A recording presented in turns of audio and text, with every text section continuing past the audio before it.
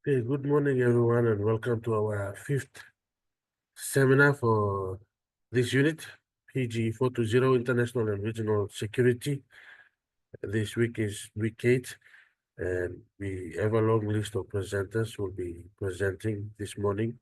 But before we go into our presentation, we'll have a minute silence for our late head of department, senior lecturer, and a friend and colleague, Dr. Alphonse Jaime. So I'll start the timer and I'll give 1 minute silence. We'll observe as a sign of respect. So start.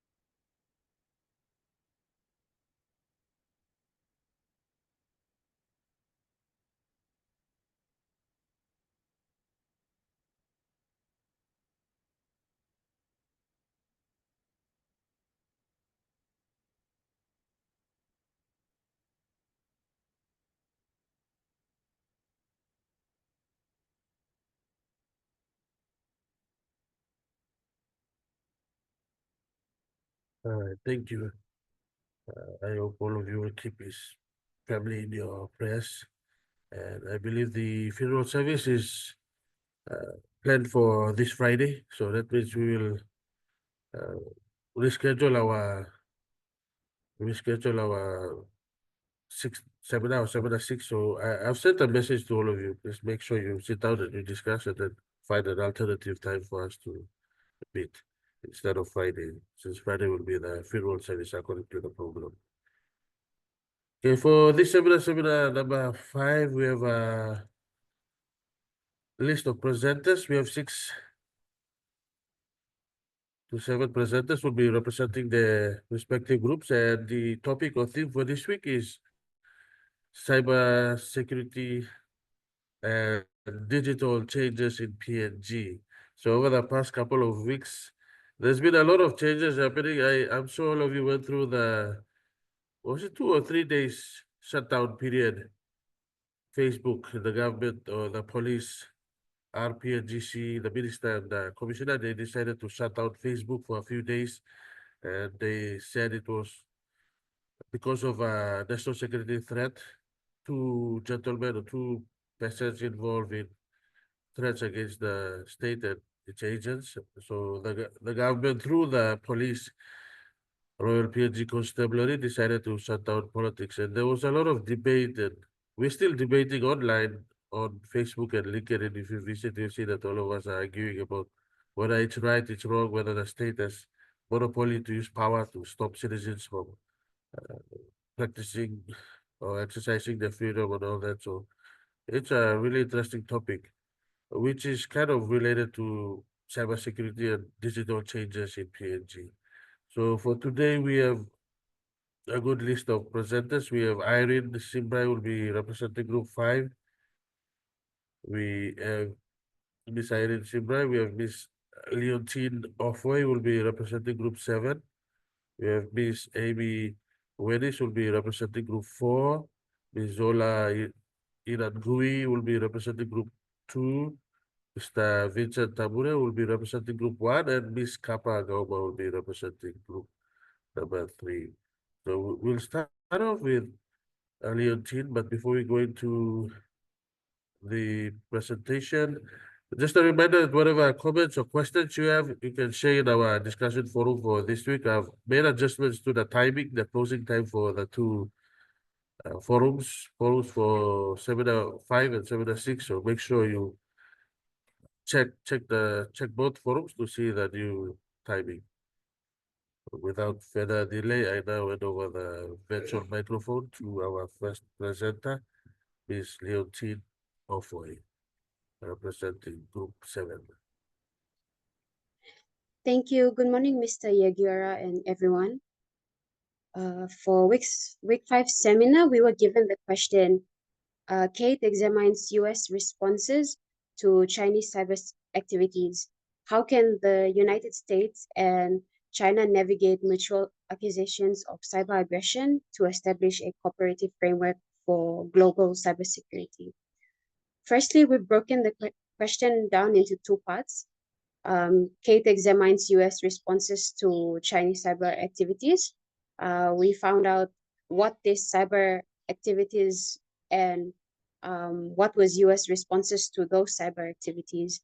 So the United States has implemented several measures to address cyber threats from China.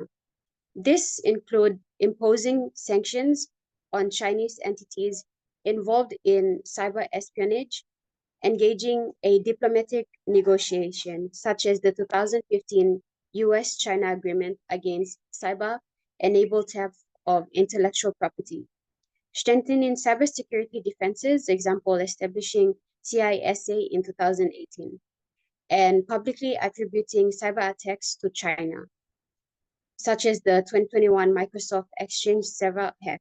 Additionally, the US has collaborated with allies to hold China accountable on the international stage.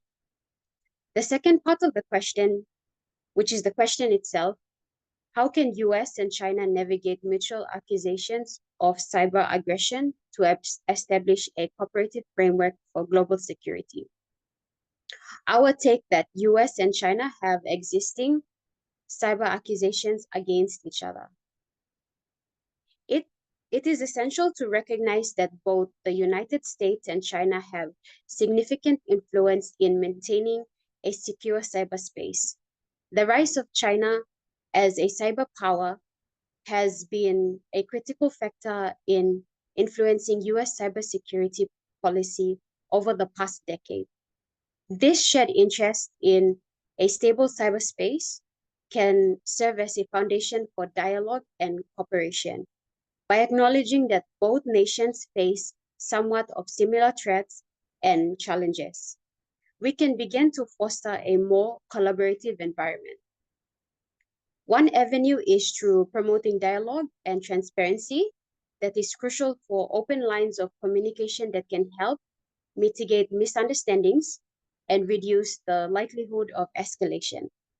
As Chinese President Xi Jinping stated during the 2013 Sino-US Summit, China and the United States must find a new path, one that is different from the inevitable confrontation and conflict between the major countries of the past. The White House,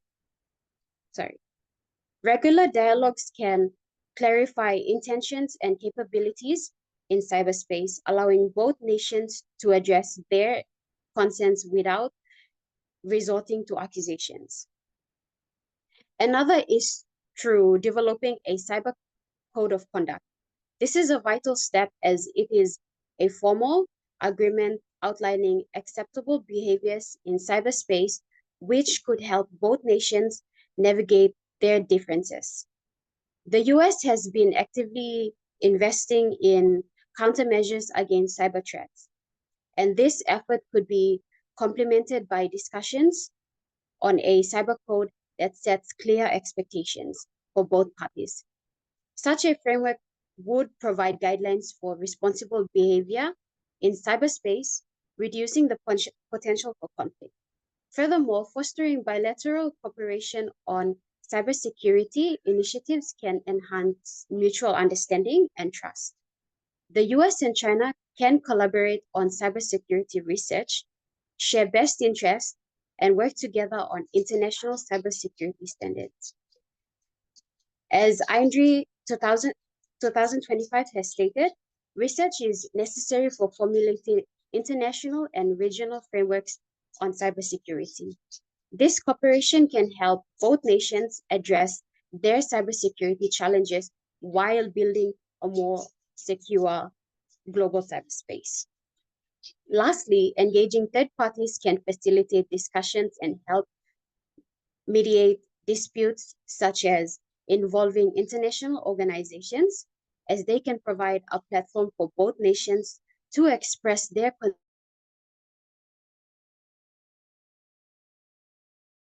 confrontation. International Law Editorial 2025 stated that this involvement is crucial as it acts as a neutral entity that facilitates dialogue and negotiation among conflicting parties. In conclusion, by focusing on shared interests, promoting dialogue, developing a cyber code of conduct, fostering cooperation, and engaging third parties, the US and China can navigate their mutual accusations of cyber aggression. Together, they can establish a cooperative framework for global security that benefits not only their nation, but the entire international community. Thank you, and that's all from our group.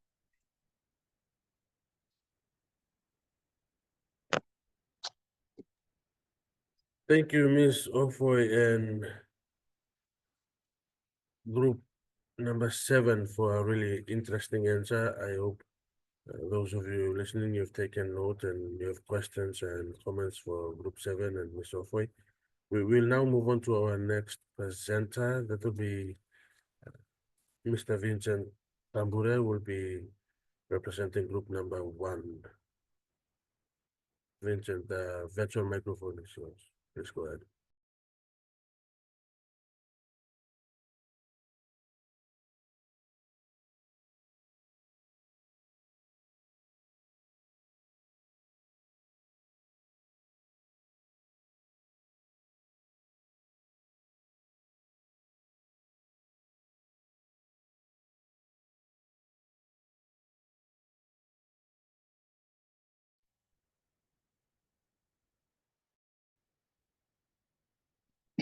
Once again, thank you, Mr. Igura.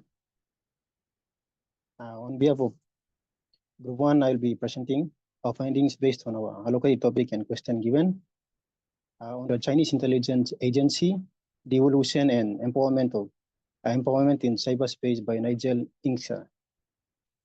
Our discussion topic and question given was INSCA explores how Chinese intelligence agencies have adopted to cyberspace, and how does the evolution of Chinese intelligence tradecraft in cyberspace reflect the broader shift in China's approach to global security. Okay, before I dive into the Group 1's presentation, let me tell you all about Nigel Ingsa. So Nigel Ingsa served for 31 years in British Secret Intelligence Service, SIS. He has postings in Asia, Latin America, and Europe, and worked extensively on transnational security issues. Okay, in our findings and discussion, Nigel Ingsa's work highlights how Chinese intelligence agencies have embraced cyberspace as a critical domain for intelligence and influence. This evolution reflects a broader shift in China's approach to global security in several ways. However, we, the Group 1, in our findings have come up with 4 strategies as the main focus of Chinese shift in cyberspace to global security. And these 4 main focus areas are as follows. Number 1, integration of cyber capabilities. Number 2, global security initiatives. Number 3, focus of domestic and international stability. And final one is on strategic partnership and influence. Okay, to our first focused area of findings, integration of cyber capabilities. China's intelligence tradecraft has increasingly leveraged cyber tools for espionage or spying, enabling more efficient data collection and surveillance. This aligns with China's broader strategy of integrating advanced technology into its security apparatus. For example, an article titled "How the Chinese Communist Party Used Cyber Espionage to Undermine the American Economy," published by Benjamin Jensen, who is the Director, Senior Fellow Defense in the Security Department for US, stated that the United States is locked in a long-term competition with the Chinese Communist Party, CCP, even though that competition need not to tend to conflict it will almost certainly continue to see a network of operative links to the CCP, which a systematic cyber espionage campaign designed to gain an intelligent advantage and seal intellectual property. Simply, China is trying to cheat its way to the top of key industries in the 21st century. Their quest to achieve dominance in artificial intelligence or machine learning, AI or ML, is unlike to be any different. To our second focus area, global security initiatives. China's cyber intelligence activities are part of its larger global security initiatives, or GSI, which emphasizes indivisible security and critics Cold War mentalities. The GIS aims to reshape global security norms, moving away from the Western-led frameworks. For example, to prove it, on April 21st, 2022, at the Boa Forum for Asia Annual Conference, the Chinese President Xi Jinping launched the Global Security Initiative. He addressed the forum about this initiative and elaborated on its vital role in China's contemporary approach to security. This initiative is crucial to China's global perceptions as it shifts to status quo by advocating for common global efforts to approach global security, sovereignty, cooperation, and sustainable 2024.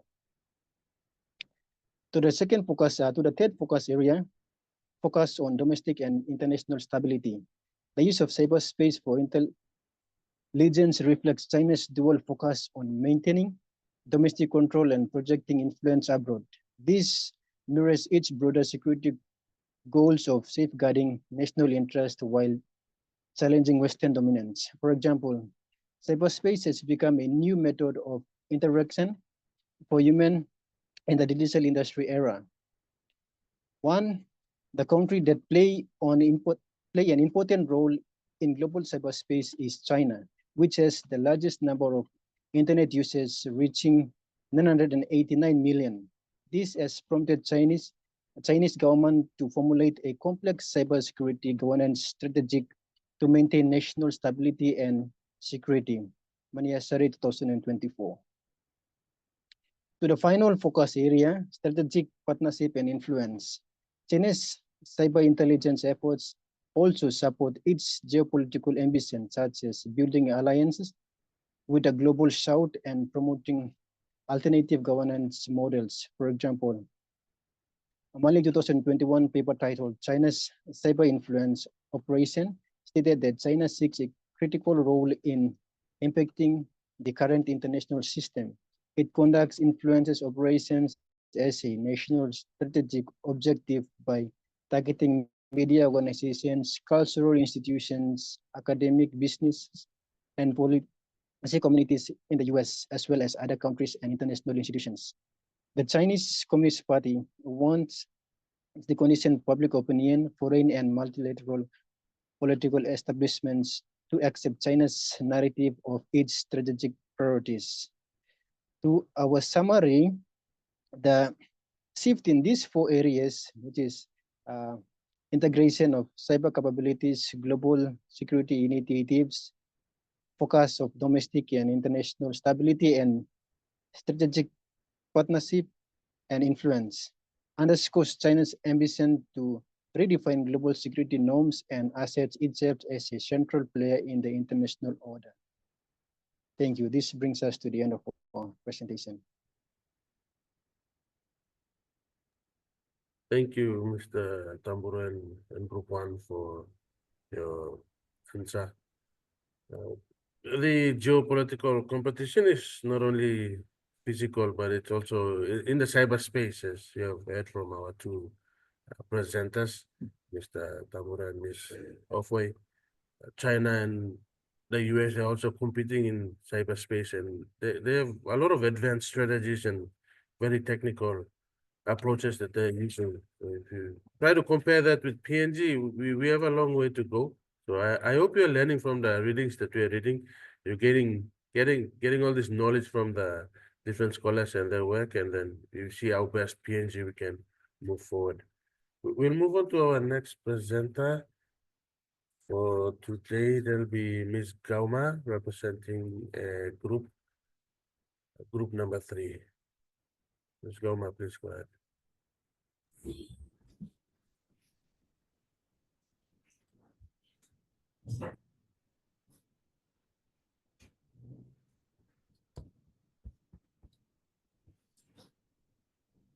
All right, good morning, Mr. Yeager and my fellow colleagues. Um, the question statement posed to Group 3 is Lindsay and Xiang discuss the challenges China faces in converting cyber espionage into practical economic gains. Our question was, how does China's reliance on cyber espionage for technological advancement expose vulnerabilities in its innovative system? In its innovation system. Um, to begin my presentation, I'll just define a few key terms and we'll go into our key discussions. PECA 2025 defines cyber espionage or cyber spying as a type of cyber attack in which an unauthorized user attempts to access sensitive or classified data or intellectual property for economic gain, competitive advantage, or political reasons. Now, China has leveraged information technology into integrate its firms into the global economy and modernize its infrastructures, and increasing internet penetration has helped to boost export-led growth. Now, China's pursuit of informatization is not only remaking industrial sectors but also guiding the transformation of the Chinese People's Liberation Army from a backwards conscript force into a formidable regional power. So China has one of the fastest growing internet population in the world with 600 million users of netizens as of 2013, a quarter of them from rural regions. The rising tide of China's cyber espionage has prompted deepening concern in the United States and around the world that, as a former head of US counterintelligence has pointed out, such espionage is contributing significantly to the tidal flow of capital, intellectual and otherwise, from west to east, Lindsay and Sheng. So according to Foodpoint, under the subheading, what are the motives of cyber espionage? There were several key factors, but I will only point out two. Um, in line with the question statement that was provided to us. So the two key factors that will be discussed in line with the article China and Cybersecurity by Lindsay and Sheng 2015 is, the first one is corporate espionage for commercial advantage. Now, businesses may engage in spying activities against competitors to gain critical insights into proprietary processes, upcoming products and marketing strategies, or simply undermine the competition's standing through sabotage. And secondly is for financial gains. So many attackers are lured by the prospect of monetary reward. This can involve direct theft from bank accounts, selling stolen data on dark web marketplaces, or deploying ransomware to extort money from victims. So Lindsay and Sheng highlight how China's reliance on cyber espionage for technological advancement reveals key vulnerabilities in its innovation system. So while cyber espionage allows China to acquire vast amount of intellectual property and trade secrets, it does not automatically translate into successful economic or technological gains. The challenge China faces include the answer include two sorry the challenges China faces to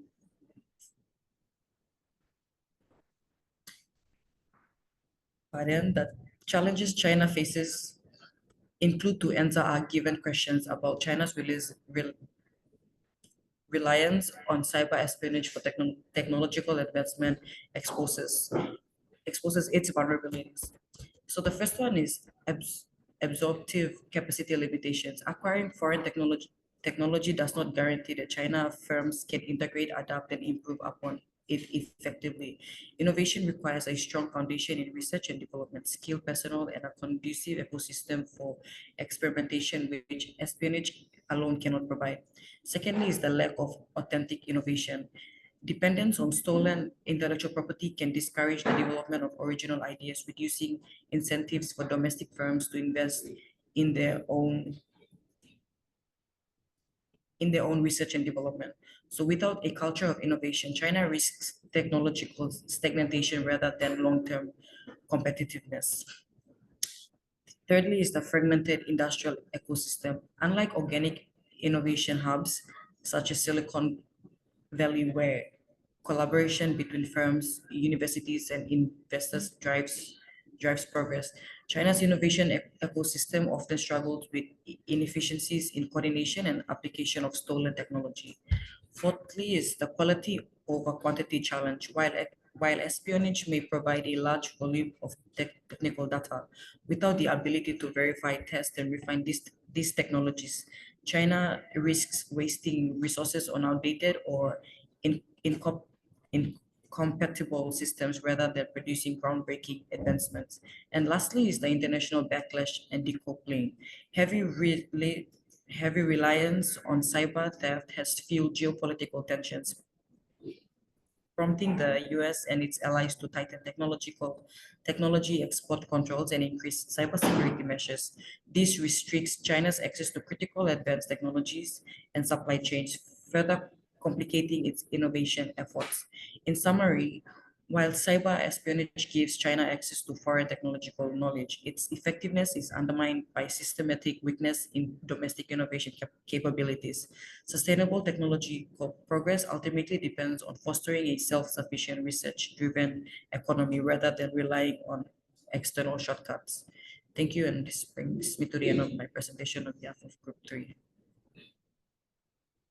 Thank you, Ms. Goma and group number 3 for sharing with us your answers.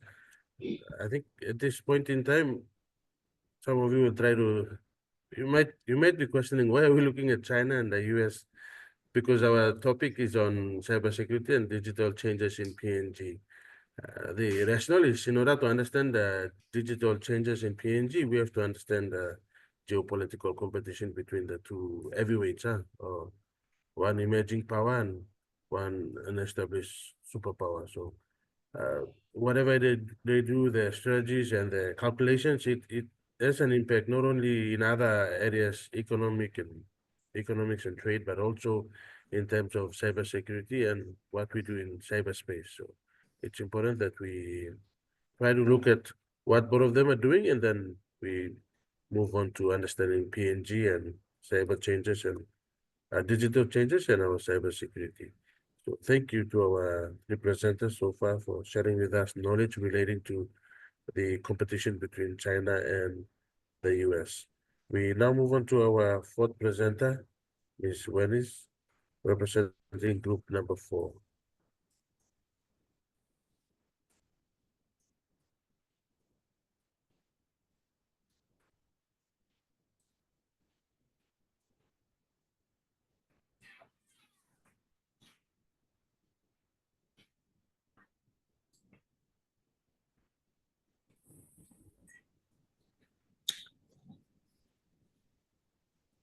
Good morning, Mr. Yegiora and my fellow colleagues. I, Amy Wenis, will be representing Group 4. On the topic, cybersecurity and digital changes in PNG.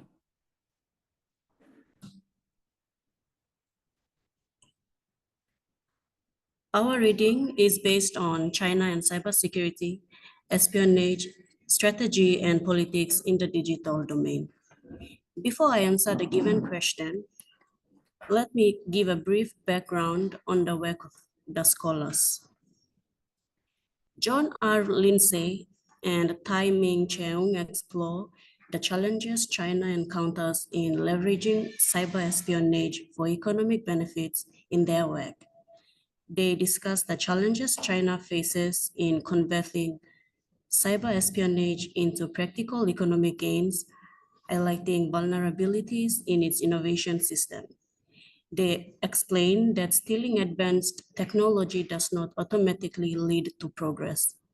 The stolen information is often incomplete or disorganized, making it difficult to integrate effectively into domestic industries.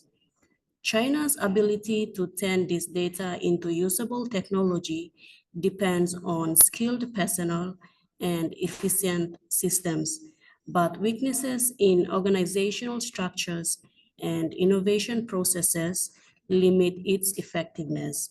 Lindsay and Cheung, 2015. Now onto the given question. It reads, Lindsay and Cheung discuss the challenges China faces in converting cyber espionage into practical economic gains. How does China's reliance on cyber espionage for technological advancement expose vulnerabilities in its innovation system? Before I answer the question, let me define what cyber espionage is. Cyber espionage refers to the use of digital techniques to infiltrate or hack into the computer systems of other nations or organizations in order to steal sensitive information such as intellectual property, trade secrets, or governmental data. In the context of China, cyber espionage is often employed to acquire foreign technologies to accelerate. Lindsay, 2013. Moving on, China's reliance on cyber espionage for technological advancement indeed exposes several vulnerabilities in its innovation system. Number one, undermining long-term innovation and self-sufficiency. Over-reliance on stolen technology. China's heavy reliance on cyber espionage for technological advancements inhibits the development of indigenous innovation. The focus shifts from fostering domestic R&D capabilities to acquiring foreign technologies, limiting the scope for developing original technologies.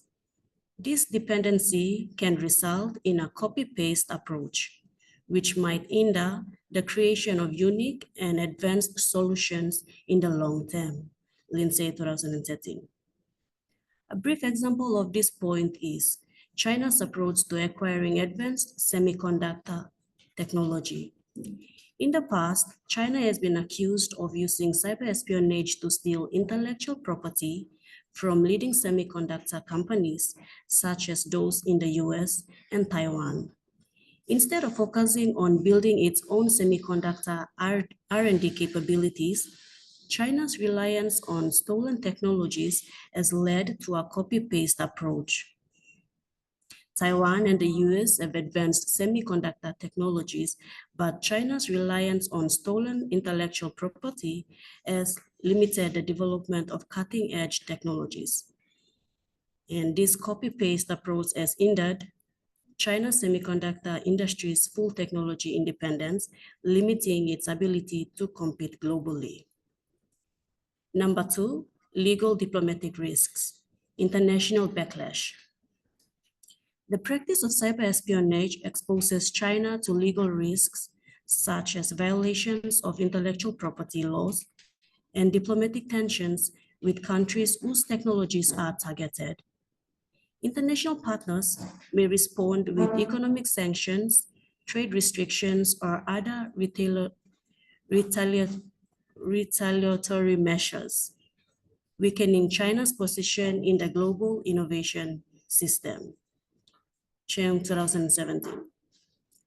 A brief example of international backlash due to cyber espionage is the 2014 US indictment of Chinese hackers allegedly involved in cyber espionage targeting American companies.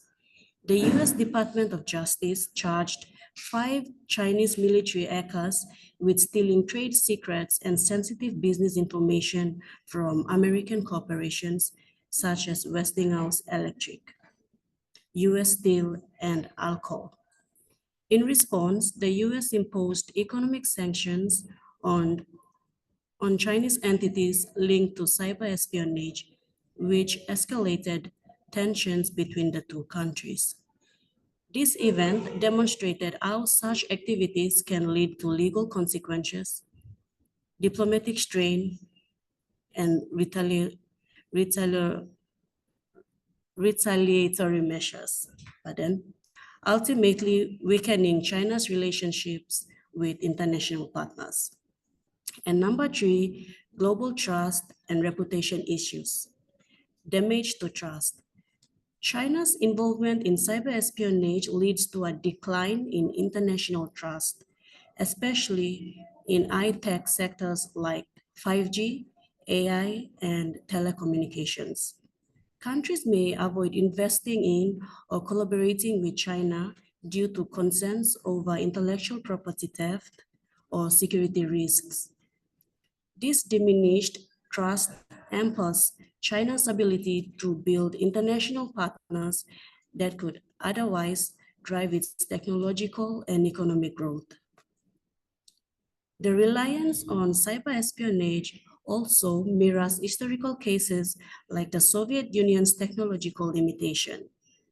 While the Soviet Union engaged in extensive industrial espionage, its inability to foster indigenous innovation led to stagnation in key areas of research and development, ultimately limiting its global competitiveness. This serves as a cautionary parallel for China, as overdependence on stolen technology risks similar strategic stagnation. In summary, while cyber espionage may seem like a shortcut to acquiring advanced technology, it inhibits the long-term development of strong research and development capabilities. This reliance on foreign intellectual property risks keeping China in a position of technological imitation rather than leadership, ultimately constraining its ability to emerge as a global innovation leader. Thank you, and that's the end of my presentation. Thank you, Ms. Venice and group number 4. I just realized that group 3 and group 4, you have the same question. So sorry, that's an oversight from my end. So I'll make sure I'll make changes to that. But it's good. It's good that you have the same question. So we provide in-depth information into that. It's a really critical issue, a sensitive issue that is of interest to all of us. We'll now move on to our next presenter, since time is our greatest security threat or enemy at the moment. Our next presenter is Ms. Inangui, representing group number 2. Thank you. Good morning, Mr. Egera and my fellow colleagues. So the question assigned to my group reads, Inkstar highlights the risk and rewards of cyber espionage for the Chinese state. To what extent does China's cyber espionage strategy provide a competitive advantage, and how does it influence global perceptions of China as a security threat? So our reading comes from the book titled China and Cybersecurity. And my group is derived from chapter 2 titled The Chinese Intelligence Agencies, Evolution and Empowerment in Cyberspace, written by Nigel Inkster, a former senior officer of the British Intelligence Service. As highlighted in the chapter, Chinese intelligence culture dates back to ancient times, with significant focus on internal security and limited foreign intelligence collection until recent decades. So Chinese intelligence agencies have evolved from cautious and guarded to more confident and wide-ranging in their collection methods. So in order to answer the question assigned to group 2, we have divided it into 2 additional questions. The first is, to what extent does China's espionage strategy provide a competitive advantage? And in this question, we will identify China's espionage strategy and state its competitive advantages. And the second question is, how does it influence global perceptions of China as a security threat? So I will now answer question 1 according to the required reading. For this, we have identified China's espionage strategy through 5 key elements. And the first is historical evolution. So China's intelligence efforts have evolved from a focus on internal security and limited foreign collection to a more expansive and sophisticated approach, particularly since the establishment of the Ministry of State Security, MSS, in 1983. The MSS focuses on maintaining domestic stability and countering threats like separatism, terrorism, and religious extremism.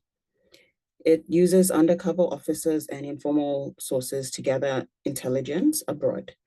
And domestically, it has different bureaus for handling specific tasks, such as counterintelligence, technical collection, and analysis. The second being integration of cyber capabilities.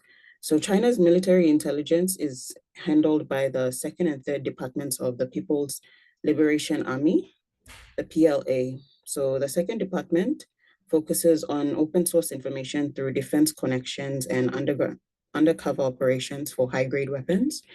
And the development of cyber exploitation has significantly enhanced China's intelligence capabilities. So the PLA's third department and the fourth department are heavily involved in signals intelligence and information warfare. The third element identified was science and technology collection. So initiatives in the reading, initiatives like the Plan 863 have driven China's covert or undercover operations to acquire advanced technologies and reduce dependence on foreign innovations. This involves leveraging first-generation immigrant scientists and engaging Western academics and businessmen to gather intelligence. So this method is described as the 1,000 grains of sand approach. So it involved accumulating open source material. The fourth element identified was the human resource techniques. So Chinese intelligence agencies emphasize on long-term relationships and mutual benefits over direct financial incentives. So meaning that they like to build relationships rather than just pay for information. They often use indirect approaches and take advantage of unclear areas in espionage laws. And the final element identified was the wide spectrum collection. So China's intelligence collection involves many actors beyond traditional intelligence services. So this includes diaspora communities, or in other words, international Chinese communities and non-traditional assets.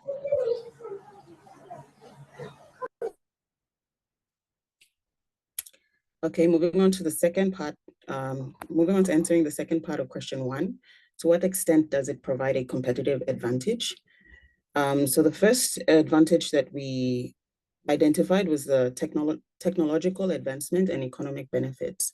So China's undercover operations, collection operations, particularly through the initiatives like Plan 863, have enabled them to acquire advanced technologies, reducing their dependence on foreign innovations and bridging the technological gap with more developed nations. By using cyber espionage to gather trade secrets and intellectual property, China has advanced its industries and boosted economic growth and competitiveness. So these efforts have also enhanced China's military capabilities by acquiring sensitive information from foreign companies and governments. The second advantage identified is military enhancements. So the PLA's focus on signal intelligence and cyber operations has significantly strengthened China's military capabilities. By accessing foreign military technologies and strategies through cyber espionage, China has been able to develop more advanced systems and countermeasures. So this intelligence gathering is particularly relevant to PLA's emphasis on information warfare, enabling China to enhance its defense system and overall military expertise. And the third advantage identified is strategic positioning. So China's wide spectrum intelligence collection involves various actors beyond traditional services, and this has provided a strategic edge in understanding global market trends and geopolitical dynamics. By infiltrating critical sectors such as financial services, media, manufacturing, and industrial sectors, China gains valuable insights into global market trends and the strategic plans of other nations. This information is crucial for making informed decisions that bolster China's economic and geopolitical standing. I will now move on to answering question 2 according to our required reading. So question 2 reads, how does it influence global perceptions? We identified 2 points for this question. The first is security threat. So China's extensive and aggressive cyber espionage activities have led to heightened concerns among other nations about their cybersecurity. So the frequent targeting of critical infrastructure and sensitive sectors has reinforced the perception of China as a significant security threat. And the second being trust and diplomacy. So the persistent nature of China's cyber operations and accusations of state-sponsored cyber attacks have strained the diplomatic relations, particularly with countries like the United States. So these activities have led to a lack of trust and increased tensions in international relations. To conclude, cyber espionage has significantly boosted China's intelligence capabilities, reducing the risk of human-based undercover operations and increasing the volume of collected intelligence. So this basically means that they decrease their manpower and they look for other ways to collect intelligence. So these operations are often deniable, making retaliation difficult for Western countries, which have fewer valuable targets in China. So in the reading, Inkla concluded by highlighting that China's leadership might focus more on achieving economic growth and maintaining domestic stability, even if it involves taking risk with their cyber activities. Thank you, and this brings me to the end of our presentation. Thank you, group number 2, and Ms. Inan Gui for a very thought-provoking answer. I believe all of you are now thinking, what is China doing? And we had people asking, how is China collecting intelligence in PNG? And thanks to that reading, I advise that they're using the diaspora. You have Chinese shops in Tari and Chinese shops in Kimbe, and Chinese entrepreneurs operating all over PNG, and all of them are linked through WeChat and their social media apps or channels or platforms. So it's easy for them to collect information through these informal channels of communication and through the diaspora who are living all over the world, not only in PNG but right across the Pacific. So it's interesting. I leave that to people to ponder and think about and debate in the discussion forum. We'll move on to our next presenter representing group number 5, Ms. Simbrai. And then we'll conclude with Mr. Cook representing group 6.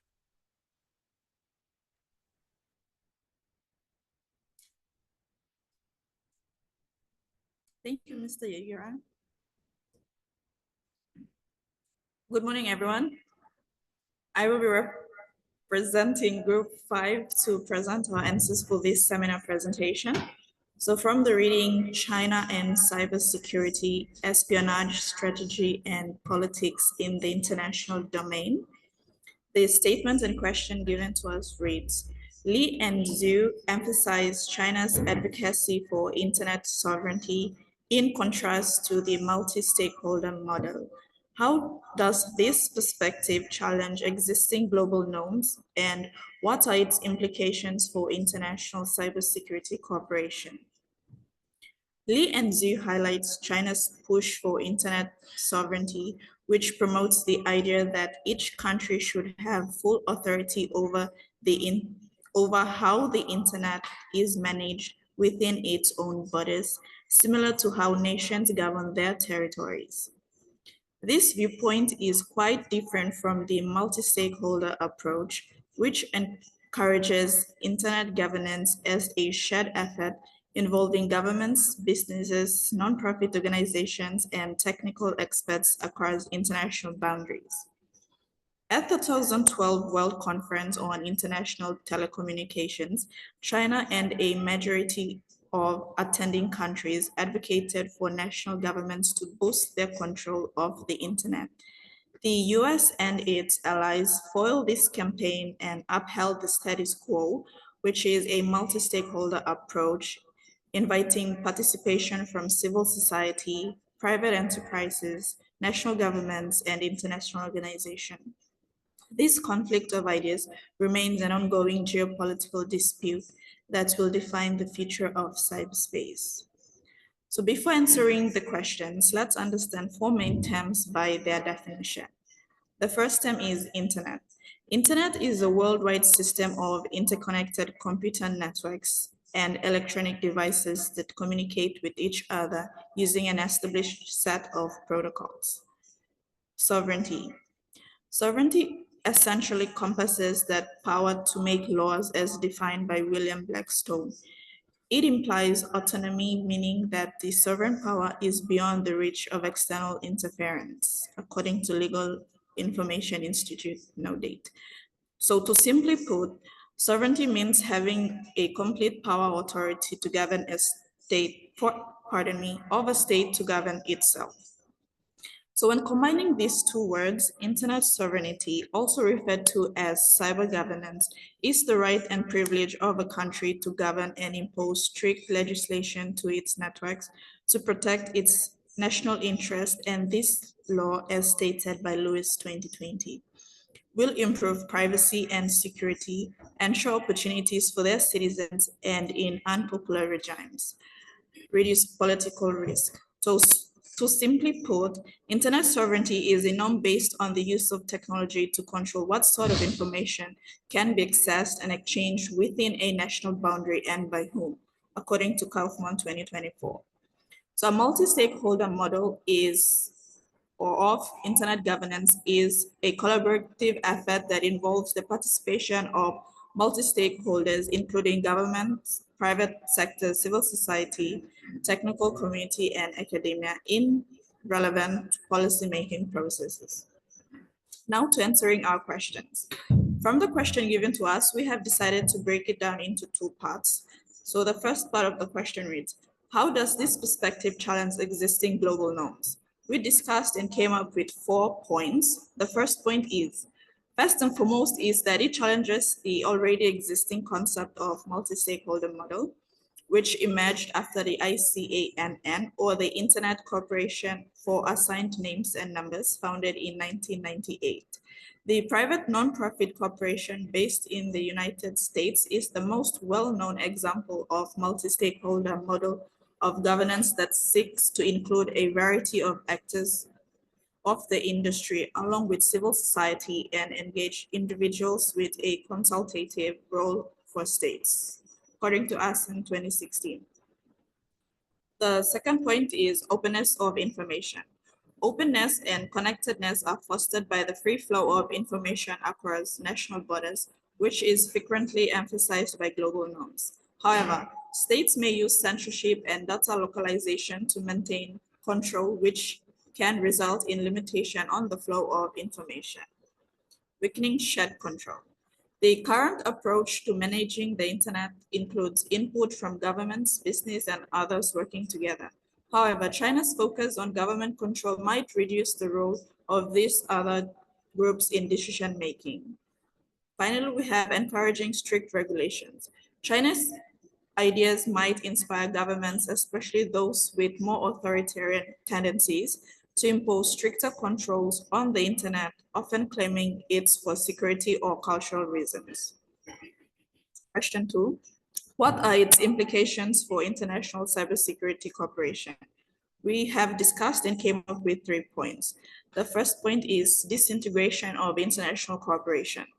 International collaboration may become divided if nations place a greater emphasis on their own cyber sovereignty.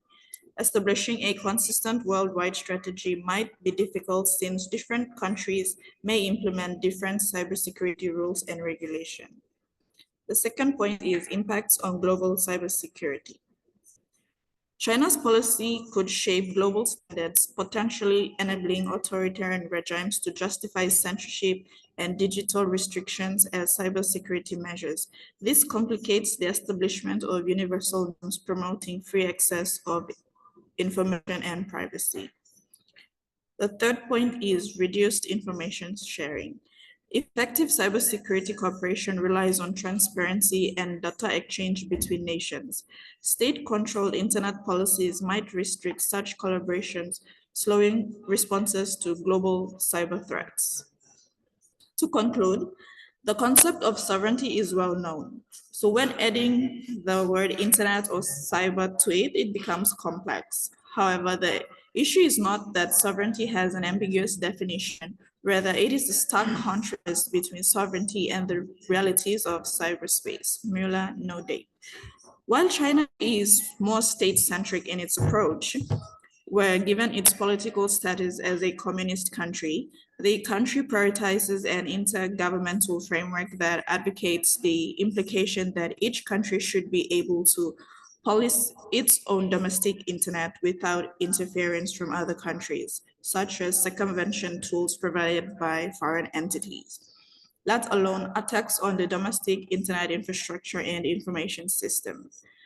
China's perspective on internet sovereignty opposes the multi-stakeholder model, sparking concerns about fragmented cyberspace, diminished cooperation in cybersecurity, and heightened geopolitical cyber challenges.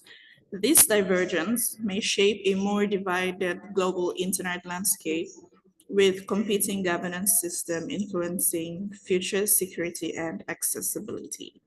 Thank you everyone for listening. Brings us to the end of Group 5's presentation.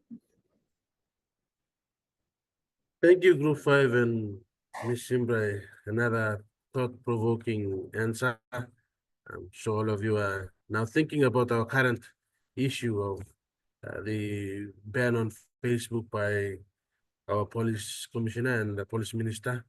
And if you look at what, listen to what Irene said, it's all about national security.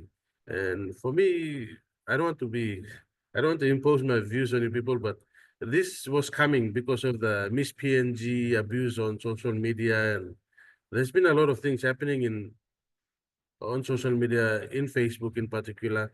So what happened last week was a reaction not to the court case, but cases that happened before last week. So in terms of internet governance, we need this type of measures to control the flow of information and make sure that this, the security of everyone in the country, public security or public safety is a priority.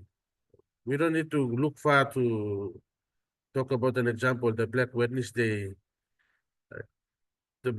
experience is a good example for all of us to see how social media was used to spread information quickly, and then people went out and the rioting and the looting and all that. We have to make sure that we work with other agencies, state agencies, to prevent another Black Wednesday. So that's something for people to think about, and we can discuss further in the forum. With that, I'll stop here and I'll hand over the virtual microphone to our final speaker, Mr. Sweden Cook, representing group number 6. Thank you. Can you guys hear me?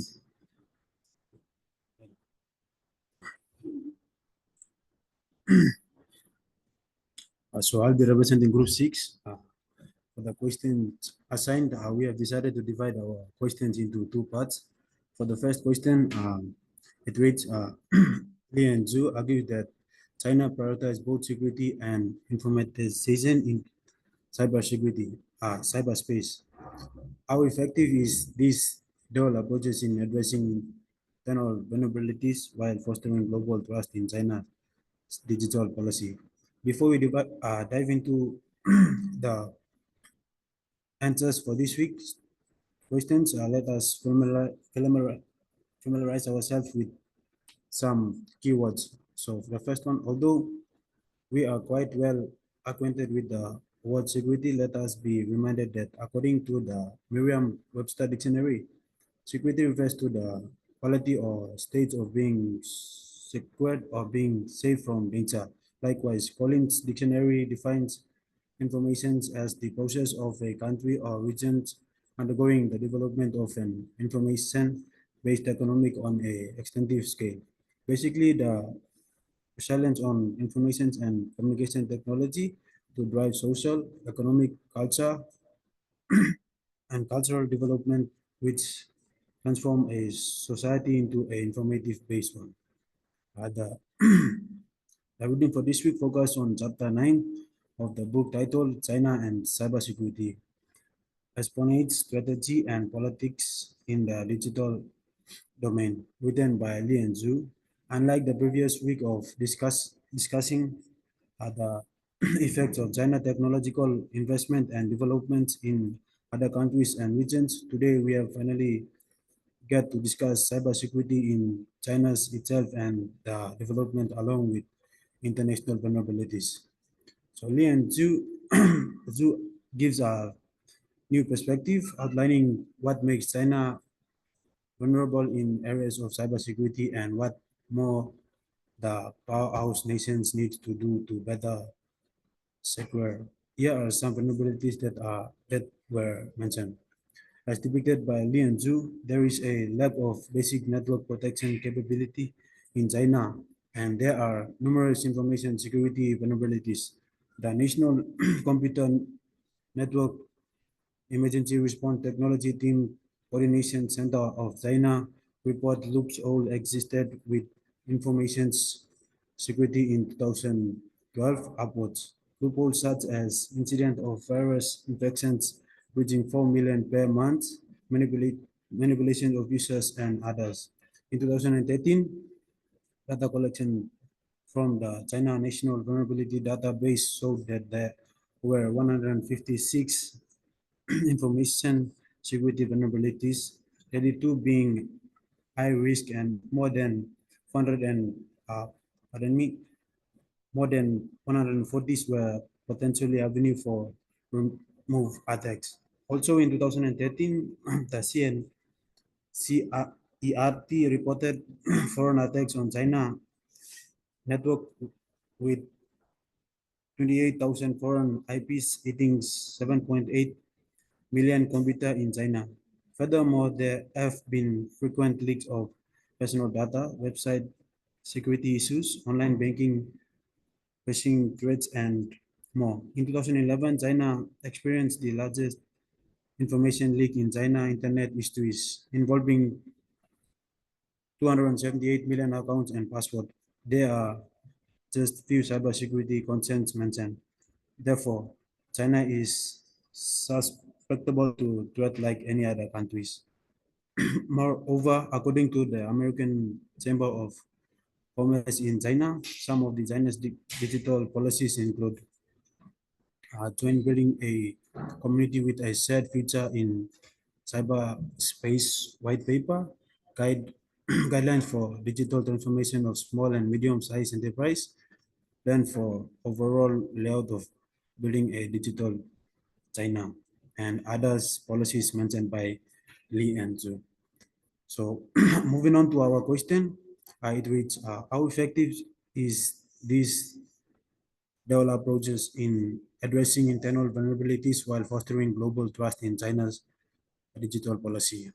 Dual approaches is directed towards China's prioritizations of both security and informatization. These approaches taken may work well for the internal rules, but it may face criticisms when it comes to fostering global trust because of the already established view that Western have on China. This duality is evident in the development of a robust cybersecurity framework that supports national stability while promoting digital economic growth. Uh, Li and Zhu argues that China prioritizes both security and informatization in cyberspace reflects a key aspect of Chinese digital government strategies, which seeks to balance the protection of national interest with the development of its digital infrastructure. The dual approach they describe can be effective in addressing internal vulnerabilities, but it impacts on fostering global trust in China digital policy is more complex. Now, first of all, this nation is one of the world leading countries in terms of technology and information, with almost being digitalized, everything being digitalized from robot service restaurant, facial recognition technology, 5G technology, artificial intelligence, self-driving car, e-commerce, manufacturing technology, and more, which is why Li and Zhu echoed that the cyberspace serves an important role in China's development effort, interconnecting basic infrastructure such as electricity, electric power, transport, water supply, education, and telecommunication. This makes the cyberspace a fifth dominant in human activities.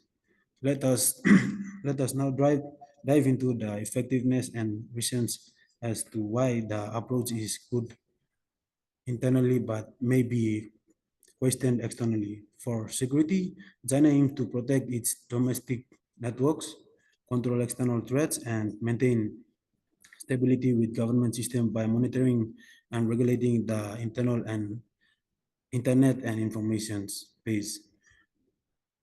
In the terms of informatization, China promotes it by encouraging the development of all the technologies mentioned previously, making it competitive on the global stage. By focusing on cybersecurity, China addressed most of the concern with internal vulnerabilities with such investment in technologies and development of digital and cyber security policies. However, focusing on security also means that there is a strict flow of information, monitoring online activities and censors content among other, and this can decrease the global trust in digital policies. Here are some examples. The first one, the Great Firewall of China, one of the most well-known example of China's approach towards cybersecurity. It's a system that controls internet access within the country and blocks foreign websites such as Google, Facebook, and Twitter. This is the whole reason why China used domestic alternatives such as Baidu and WeChat. Although the firewall is effective in protecting China's network from foreign cyber threats, it prevents the free flow of information and can encourage propaganda. This creates a digital divide in making it difficult for internal collaborations.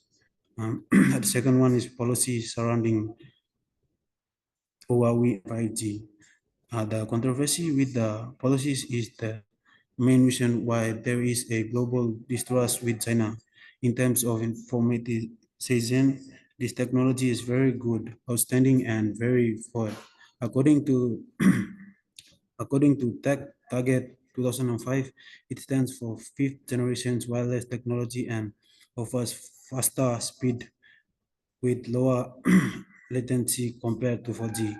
It can also support emerging tech such as smart city and autonomous vehicle.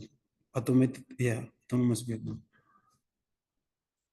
Although it is very effective and reliable, other other nations are hesitant to trust Chinese companies with their critical infrastructures in fear of a cyber attack, especially if China has the data security law, the mandate that companies must store critical data with China border.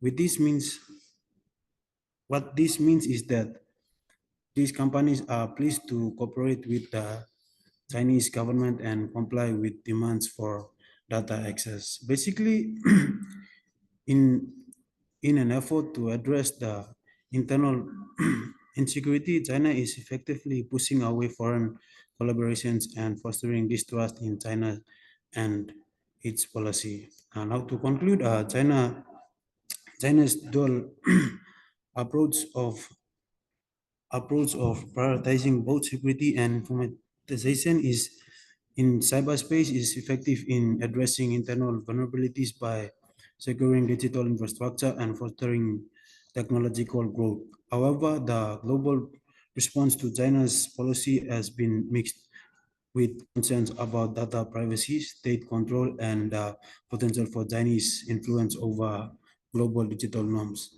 This has led to a complex relationship with global trust, where countries may be cautious about fully embracing China's digital policy due to concerns over security and sovereignty. While China's strategy strengthens its positions domestically, it faces significant challenges in gaining trust on the global stage.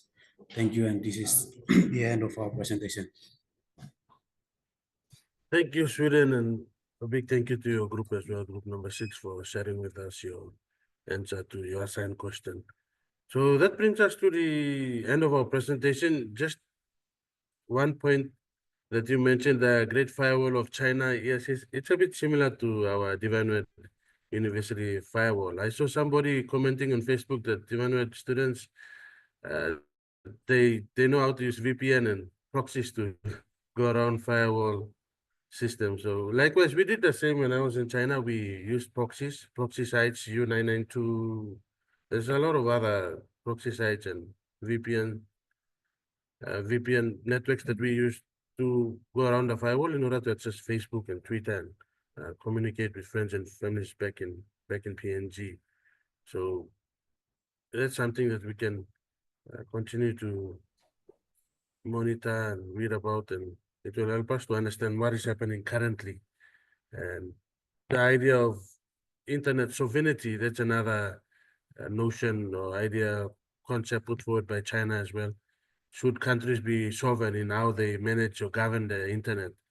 Should internet be free and there's free flow of information, or should we, for the sake of national security, govern our internet so that we prevent people from spreading false information, people from using it to share videos that are explicit in nature and that are violent and shows brutal killing of people accused of sorcery or other types of offenses or other things that are not good. So that's something for us to think about. So I'll stop here. We are running out of time, so we can continue the discussion in our discussion forum on Moodle. But thank you all for presenting. To thank specifically the presenters for today, Ms. Ofoy, Mr. Tamure,